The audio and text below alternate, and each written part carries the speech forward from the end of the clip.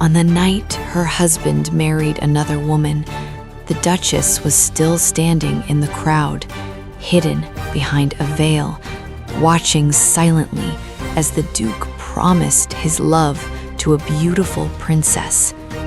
No one cared that she was his first wife. No one cared about the scar on her face. They had already decided her fate. Tonight, the Duchess was supposed to die quietly, but as she held the poison in her hand, she realized something terrifying.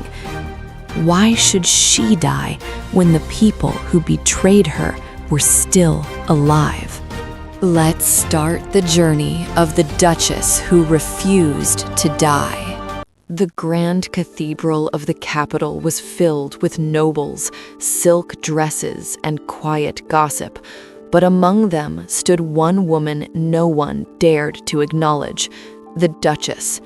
Ilara stood silently near a marble pillar, her black veil hiding half of her face. Beneath the veil lay the scar that had ruined her life.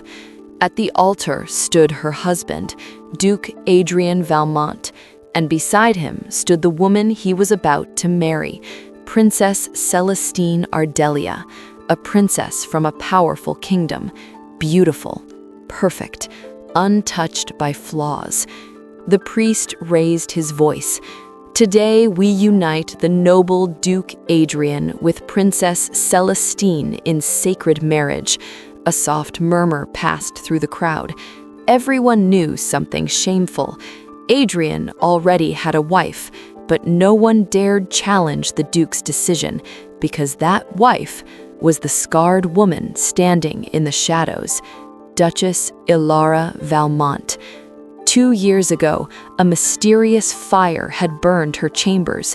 She survived, but the scar across her cheek made the court whisper that she was cursed. Adrian had slowly grown distant after that. First, he stopped visiting her. Then he stopped speaking to her. Then he stopped acknowledging her existence. And tonight, he solved the problem in the simplest way possible. He would replace her. Ilara clutched the small glass vial hidden in her sleeve. Poison. After the ceremony, she was expected to drink it quietly. The palace physician had already prepared everything. No scandal, no widow, just a tragic illness. She stared at the vial. For a moment, she truly considered it. Her life was already gone.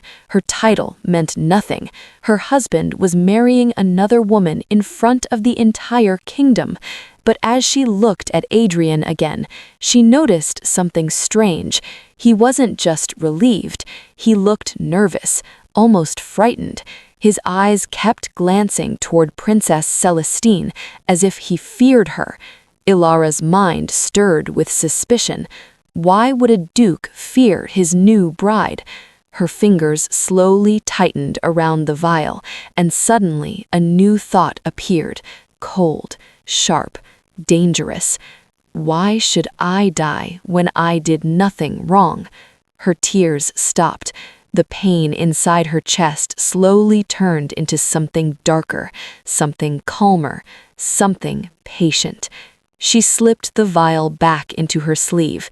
If they wanted the Duchess to disappear, then she would disappear, but not as a corpse, as a shadow, and shadows could destroy kingdoms.